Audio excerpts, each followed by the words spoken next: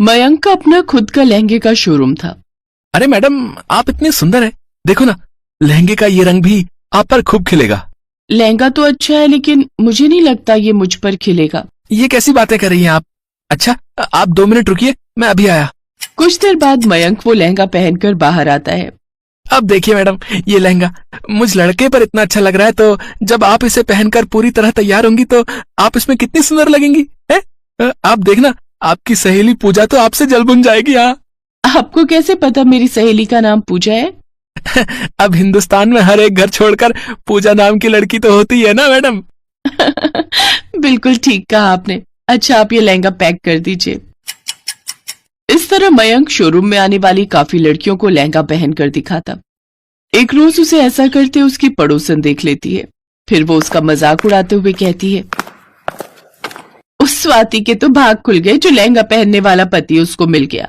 वो मयंक इतने अच्छे तरीके से लहंगा बांधता है कि क्या ही कहूं। तू सच कह रही है उर्मिला। इस तरह से मयंक की पड़ोसनें हंसने लगती हैं। तभी वहां स्वाति आ जाती है। मोहल्ले की औरतें स्वाति को छेड़ते हुए कहती हैं, अब मुझे समझ आया स्वाति बहू कि तू अपने पति से इतना लड़ती क्यों है। क्यों तुम्हारे घर से लड़ने की आवाजें आती रहती हैं? देखिए, आप क्या कहना चाहती हैं, साफ साफ कहिए। अरे यही कि जिसका पति लहंगा पहनता हो वो बेचारी और कर भी क्या सकती है। स्वाति उन औरतों को भला बुरा सुनाकर अपने घर आ जाती है।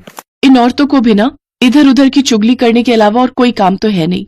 अपना घर तो संभलता नहीं है इनसे। चलिए दूसरों के घरों में तांग झांक करने। आने दो उस मयंक को। उसकी वजह से ये औरतें मुझे ना जाने कितनी बातें सुनाकर जाती हैं।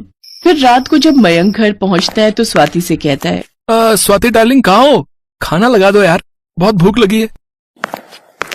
मर गई तुम्हारी स्वाति डार्लिंग। अब ना बाहर जाकर खाना खा लेना।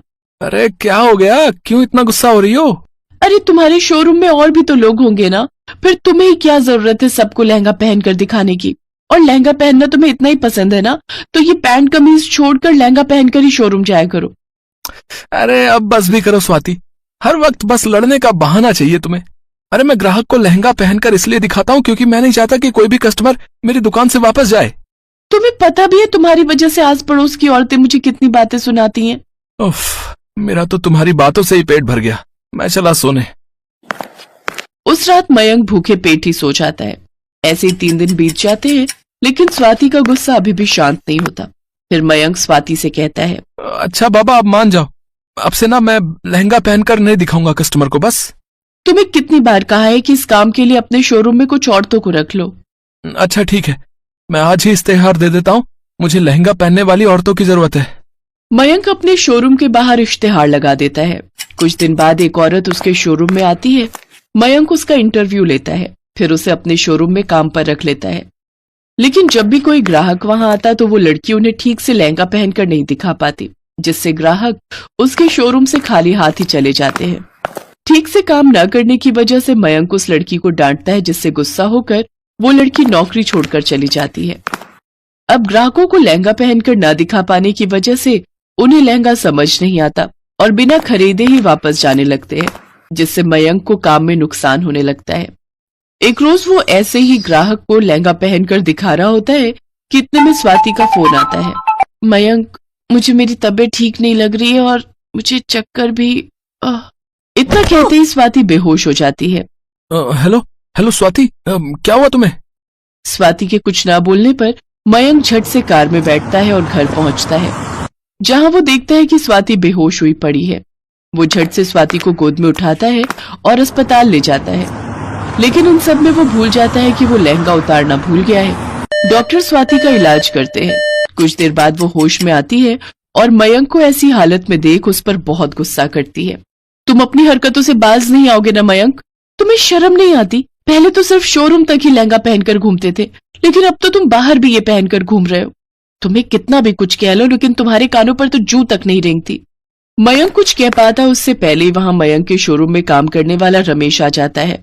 मैडम, आप शायद नहीं जानती, लेकिन पिछले कुछ दिनों से शोरूम नुकसान में जा रहा है। सर ने जिस लड़की को काम के लिए रखा था वो भी काम छोड़कर चली गई।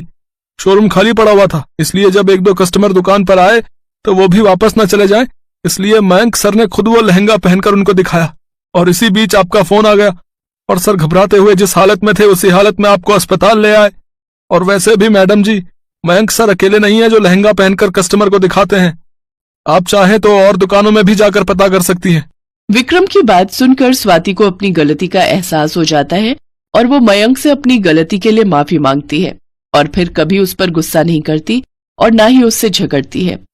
साथ ही ताने देने वाले लोगों को भी मुंह तोड़ जवाब देती है।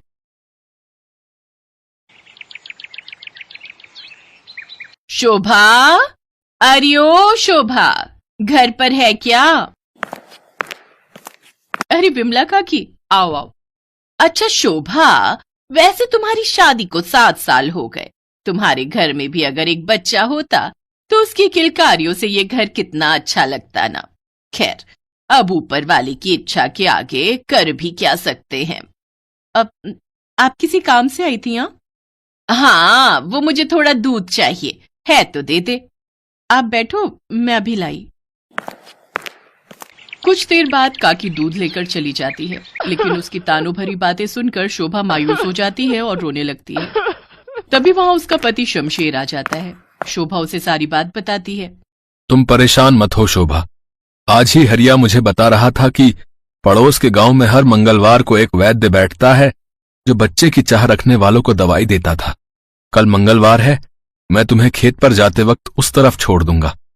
तुम उनसे मिल लेना, क्या पता हमारी सूनी गोद भी भर जाए। अगले दिन शमशेर शोभा को अपने साथ बैलगाड़ी में ले जाता है।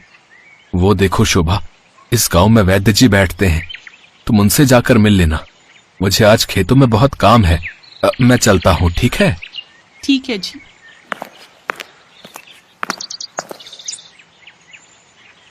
बेटी, ये जड़ी बूटी तुम रात में सोते समय दूध में मिलाकर पी लेना, देखना तुम्हें जल्द ही खुशखबरी मिलेगी। शोभा खुशी खुशी वो दवाई लेकर घर आ जाती है। रात को खाना खाने के बाद वो उस जड़ी बूटी को दूध के गिलास में मिलाती है कि तभी उसके पेट में गुड़गुड़ाहट होने लगती है और वो शौचालय चली जाती है। इतने में थका हारा शमशेर घर आता है। उसे बहुत भूख लगी थी। वो जल्दी से सामने रखा दूध देखकर उसे पी लेता है। वाह भैया वाह, मजा आ गया। शोभा मेरे लिए दूध रखकर न जाने कहां चली गई। अब उसके लिए भी इस गिलास में दूध भरकर रख देता हूं। वो अपना बिल्कुल भी ख्याल नहीं रखती। शमशेर थका हुआ होता है, इसलिए वो दूध पीकर सो जाता है। फिर शोभा वापस जाती है तो गिलास में रखा दूध पी लेती है। ऐसे ही कुछ दिन बीत जाते हैं। आपने आज खेत पर नहीं जाना क्या? आज बहुत कमजोरी महसूस हो रही है शोभा, और मन भी मचल रहा है। हल्का हल्का पेट में भारीपन सा लग रहा है, इसलिए सोच रहा हूं आज खेत में ना जाऊं। ठीक है, आप आराम कीजिए, मैं आपके लिए दलिया बना देती हूँ। ऐसे कुछ दिन बीत जाते हैं। अब शमशेर कभी कभार ही काम पर जा पाता या जल्दी लौट आता। धीरे धीरे शमशेर का पेट काफी फूलने लगा। आपका पेट काफी फूलते जा रहा है जी। अब सारा दिन घर पर पड़े पड़े ताना खाऊंगा तो मोटा तो होऊंगा ही। ऊपर से तुम्हारे हाथ का स्वादिष्ट खाना पहले मैं 4 रोटियां खाता था, अब 7 खा जाता हूं। ऐसे में पेट तो बढ़ेगा ही ना। ऐसे ही एक रोज शमशेर जब बिस्तर पर लेटा होता है तो आधी रात को उसके पेट में काफी दर्द होने लगता है। आज बहुत दर्द हो रहा है शोभा, ऐसा लग रहा है कि आज मैं जिंदा ही नहीं बचूंगा। मैं अभी किसी को बुला कर लाती हूँ। शोभा जैसे ही घर से बाहर निकलती है उसे किसी बच्चे के रोने की आवाज आती है। वो जल्दी से घर के अंदर आती है तो देखती है कि शमशेर गोद में एक बच्चे को लेकर बैठा हुआ था। ये देखकर वो हैरान रह जाती है। ये बच्चा क्या ये? हाँ, इसे मैंने ही जन्म दिया है। शायद मैं प्रेग्नेंट था, इसलिए मेरा पेट फूलता जा रहा था। लेकिन प्रेग्नेंट तो मुझे होना था। वो दूध तो मैंने पिया था जो उस मटके के पास रखा था, वैद्य जी की दवाई डालकर। क्या वो तुम्हारे लिए था? लेकिन उसे तो मैंने पी लिया था और उसकी जगह गिलास में दूसरा दूध भरकर रख दिया था। क्या इसीलिए तुम गर्भवती हो गए? खैर कोई बात नहीं, बच्चा तो अपना ही है। अब उनका अधूरा संसार पूरा हो गया और वो दोनों खुशी खुशी अपने बच्चे के साथ रहने लगे।